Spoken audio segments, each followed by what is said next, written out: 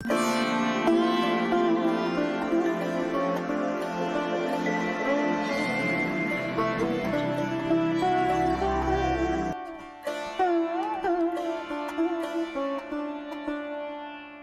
Everyone, welcome to study spring. और ये फिर से आपके लिए एक नया वीडियो है। 48th वीडियो होगा आपके लिए पॉलिटी 1000 बेसिक एमसीक्यूज का, जिसमें हम लोग पॉलिटी के बेसिक एमसीक्यूज को सारे कवर कर रहे हैं। आज हम लोग लोकसभा से रिलेटेड जो भी क्वेश्चन होंगे उसको सॉल्व करेंगे। बिफोर टू बिगिन, अगर आपने चैनल को सब्सक्राइब नहीं किया है तो चैनल को सब्सक्राइब कीजिए।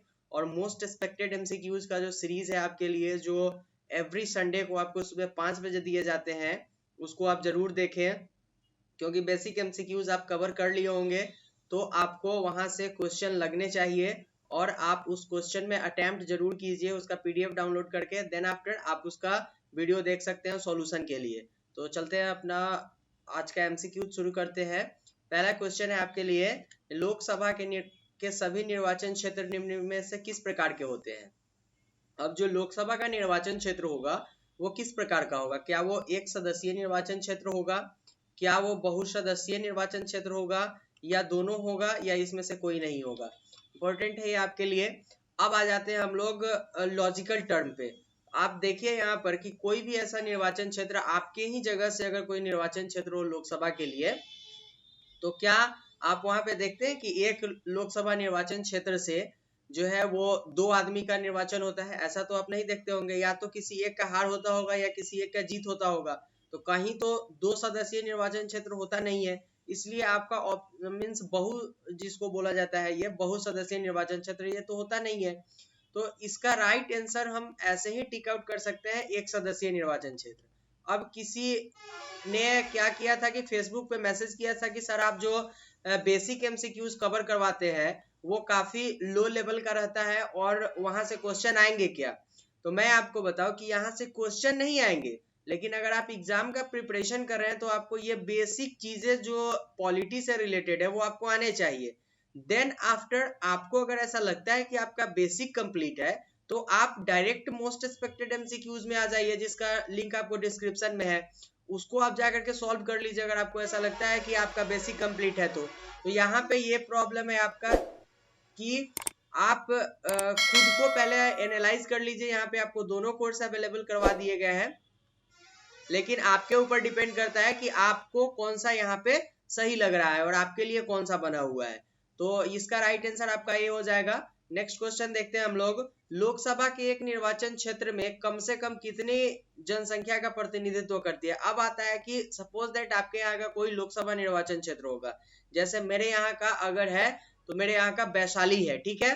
तो वैशाली अगर हम लोगों का लोकसभा का निर्वाचन क्षेत्र आ जाता है तो यहाँ पे अगर वैशाली से जो चुन करके जाते हैं प्रतिनिधि, वहां पे आखिर वैशाली का एक एरिया बांधा होगा कि भाई इस एरिया में और प्लस इतनी जनसंख्या होने पे ही हम एक प्रतिनिधि को मींस की यहाँ पर एक सीट का आवंटन करेंगे। तो आखिर में वो मिनिमम कितना होगा ये यहाँ पे बताया गया हुआ है। ये आपसे क्वेश्चन पूछा गया। तो ऑप्शन नंबर ए में आपका 5 लाख है, 7.5 लाख है, और 10 लाख है, 15 लाख है। तो इसका जो राइट आंसर है आपका वो 7.5 लाख है, ठीक है। 7.5 लाख है यहाँ पर। और 7.5 लाख मिनिमम जब जनसंख्या हो जाती है वहां की, तो एक वो लोकसभा में निर्वाचन क्षेत्र का आवंटन हो जाता है, वहां पे एक सीट का आवंटन हो जाता है, ठीक है। ये इंपॉर्टेंट था आपके लिए। ये एक टर्म है, एग्जैक्ट डेटा नहीं होता है, लेकिन फिर भी मिनिमम डेटा जो एक अवेलेबल करवाया गया हुआ है, जो आपका आया था 42nd कॉन्स्टिट्यूशनल अमेंडमेंट में, कि 2001 तक का जब तक डेटा नहीं आता है तब तक जो है वो 545 ही सीट रहेगी लोकसभा के लिए, 545 सीट पे ही चुनाव होगा। तो उस वक्त के लिए ये प्रॉब्लम आया हुआ था और फिर वहां पे एक मिनिमम किया गया और वो 7.5 लाख कर दिया गया, ठीक है। 7.5 लाख अगर जनसंख्या होगी वहां पर मिनिमम, तो एक निर्वाचन क्षेत्र बनाया जाएगा, उसको एक सीट आवंटन किया जाएगा वहां पर। और इससे रिलेटेड था ये। नेक्स्ट क्वेश्चन देखते हैं हम लोग। लोकसभा के निर्वाचन क्षेत्र में अनुसूचित जाति एवं अनुसूचित जनजाति के प्रतिनिधित्व के लिए सुरक्षित निर्वाचन क्षेत्र की व्यवस्था है। ऐसे निर्वाचन क्षेत्रों की संख्या कितनी है? आप इसको क्षेत्र कर लीजिएगा, सॉरी। अब आ जाते हैं हम लोग आर्टिकल 300 और आर्टिकल 301 पे। आर्टिकल 300 बोलता है आपका कि लोकसभा में क्या होगा कि अनुसूचित जाति और अनुसूचित जनजाति के सदस्यों के लिए हम सीट रिजर्व करके रखेंगे, क्योंकि उनका प्रतिनिधित्व भी होना चाहिए लोकसभा में। लॉजिकल टर्म है यहाँ पे, क्योंकि अगर उनका प्रतिनिधित्व नहीं होगा तो समाज का एक बहुत बड़ा तबका जो आज कहीं ना कहीं पिछड़ा हुआ है वो फिर यहाँ पे अपना पार्टिसिपेशन देने में कम पड़ जाएगा। तो इसलिए उनके लिए क्या होगा कि लोकसभा में सीट को आरक्षित कर दिया गया। तो आरक्षित किया गया आर्टिकल 300 के थ्रू। आपका आंगल भारतीय का जो मैटर आता है, जिसको राष्ट्रपति जो है कि आपका उनको करते हैं उनका, तो वो आ जाता है आर्टिकल 301 के थ्रू। तो दोनों यहाँ पे है 300 301, याद करने में भी ज्यादा प्रॉब्लम नहीं है।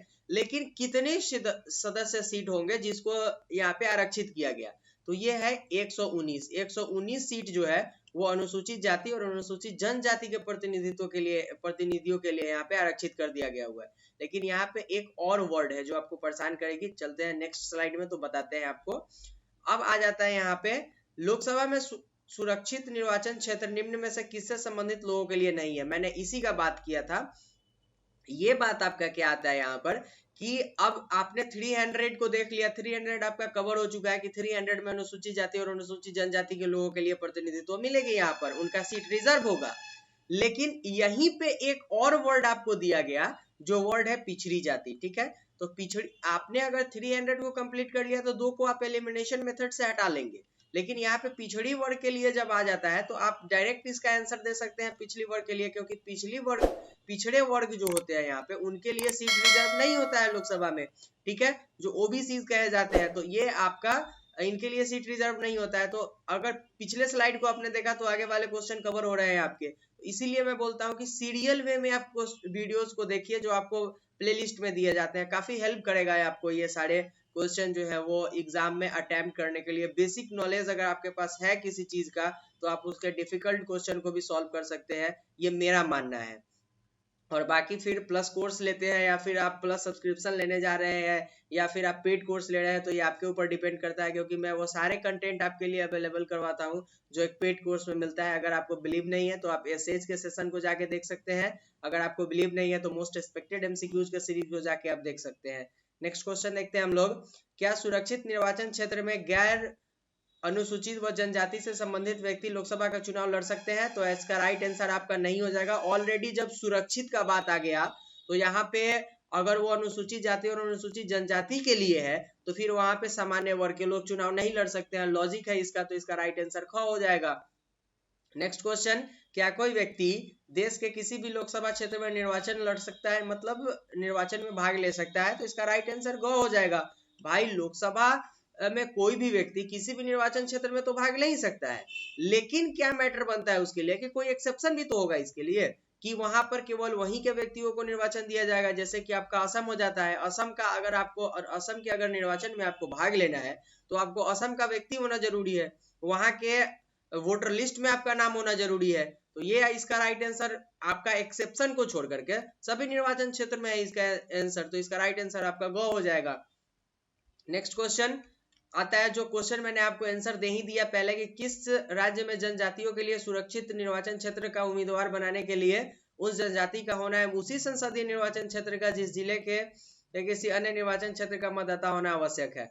यह इंपॉर्टेंट है। अब आता है कि अगर आपको असम में, हम पहले आंसर ही बताते हैं इसका, अगर असम में आपको निर्वाचन, अगर आपको भाग लेना है निर्वाचन में तो आपके असम में जो है कि वहां का आपको क्या होना चाहिए कि संसदीय क्षेत्र में आपका निर्वाचन क्षेत्र में आपका नाम होना चाहिए या उस संसदीय क्षेत्र के किसी भी जिले में आपका नाम होना चाहिए, तभी आप असम में चुनाव लड़ सकते हैं। तो इसका राइट आंसर आपका ख हो जाएगा। नेक्स्ट क्वेश्चन, लोकसभा के सदस्य के लिए उम्मीदवार को कितने वर्ष से कम का नहीं होना चाहिए? अब कितने वर्ष का होना चाहिए ये भी इंपॉर्टेंट है, कितने वर्ष से कम का नहीं होना चाहिए ये भी पूछा जा सकता है। क्वेश्चन को बहुत तरीके से घुमा के पूछा जा सकता है आपसे, तो इसका राइट आंसर जो है वो आपका घ हो जाएगा 25 वर्ष। और यही वर्ड कहीं ना कहीं आपका lower house and upper house को कनेक्ट करता है। कभी कभी किसी लोग का मानना है कि लोकसभा में जो सदस्यों की संख्या होती है वो 25 साल होती है और राज्यसभा में इनका टर्म ज्यादा होता है, इसलिए राज्यसभा को बोला जाता है अपर हाउस और लोकसभा को बोला जाता है लोअर हाउस। लेकिन ऐसा ऑफिशियल कहीं नहीं बोला गया है, ये सब केवल क्वेश्चन को याद करने के लिए किया जाता है, otherwise nothing. Next question, Lok Sabha का कार्यकाल कितने वर्ष का होता है? बहुत बेसिक क्वेश्चन, 5 वर्ष का। लेकिन यही क्वेश्चन अगर राज्यसभा के लिए पूछ दिया जाए तो काफी डिफिकल्ट, क्योंकि राज्यसभा को भी लोग सोचते हैं कि 5 वर्ष का ही होता है। नो, राज्यसभा का कार्यकाल 6 वर्ष का होता है। अगर एक बार आप चुन करके जाते हैं, देन आफ्टर अगर आप क्या होता है कि वहां पे हर एक 2 वर्ष पे 1/3 सदस्य जो है वो रिटायर्ड हो जाते हैं, तो इसमें इसके टर्म में और उसके टर्म में अलग अंतर होता है। ठीक है, तो ये इंपॉर्टेंट है आपका। और वहां पे एक बार में सारे सदस्य चुन करके नहीं जा सकते हैं राज्यसभा में, यहाँ पर लोकसभा में सदस्य ऐसे आते हैं। तो इसका जो आपका क्वेश्चन नंबर है, ये लोकसभा के कितने का कार्यकाल कितने वर्ष का होता है, इसका राइट आंसर 5 वर्ष है। और अगर डिसॉल्व हो जाती है लोकसभा तो फिर एक दिन में भी डिसॉल्व हो सकती है। तो ये इसीलिए इसको बोला जाता है कि ये परमानेंट हाउस नहीं है। ये परमानेंट हाउस केवल आपका राज्यसभा है, जिसको कभी डिसॉल्व नहीं किया जा सकता है। लोकसभा परमानेंट हाउस नहीं है, इसको कभी भी डिसॉल्व किया जा सकता है। नेक्स्ट क्वेश्चन, आपातकाल के दौरान संसद लोकसभा के कार्यकाल एक बार में कितने समय के लिए बढ़ा सकती है? तो इसका राइट आंसर आपका 1 वर्ष हो जाएगा। अगर आपातकाल लगी हुई है और उस वक्त सिचुएशन कुछ उस टाइप का नहीं है, इलेक्शन कमीशन को अगर ऐसा लगता है कि अब यहाँ पे जो है लोकसभा का निर्वाचन नहीं कराया जा सकता है, तो इसके कार्यकाल को 1 वर्ष के लिए बढ़ाया जा सकता है। इंपॉर्टेंट, 1 वर्ष के लिए बढ़ाया जा सकता है। लेकिन अगर 1 वर्ष के लिए बढ़ाया जाता है, एक बार में केवल 1 ही वर्ष के लिए बढ़ाया जाता है, फिर अगर ऐसा महसूस होता है तो फिर 1 वर्ष के लिए बढ़ाया जाएगा, कोई दिक्कत नहीं है। लेकिन इसमें अगर लोकसभा मीन्स एक साल के लिए बढ़ा दिया जाता है और उसके बाद फिर अगर मीन्स अपना जनरल वे में आ जाती है, तो उसके 6 महीने के अंदर में इलेक्शन करवाना बहुत ज्यादा इंपॉर्टेंट हो जाता है, और ये रूल एंड रेगुलेशन है इसका। तो इसलिए एक बार में 1 ही वर्ष बढ़ाया जा सकता है इसका कार्यकाल। और फ्रेंड्स, ये था आज के वीडियो के लिए। हम लोग लोकसभा से रिलेटेड इंपॉर्टेंट क्वेश्चन को सॉल्व कर रहे हैं। फिलहाल ये 48 है, 1-2 क्लासेस आपकी और चलेंगे लोकसभा में, और फिर आपका most expected MCQs series regular way में आ रहे हैं। नेक्स्ट जो आपका संडे को आएगा वो फंडामेंटल राइट से होगा।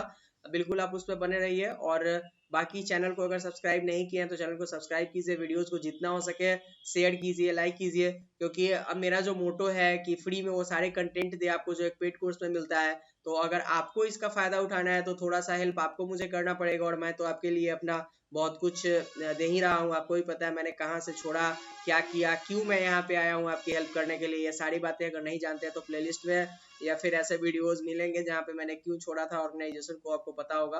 तो ये था आज के वीडियो के लिए, लेकिन हेल्प की तो जरूरत है ही आपकी। और मिलते हैं नेक्स्ट वीडियो में फिर से हम लोग एमसीक्यूज के साथ, और जो भी इंपॉर्टेंट आपके कोर्सेज आ रहे हैं, सेज रिपोर्ट राइटिंग वगैरह के, वो सारे आते रहेंगे। Thank you and good bye.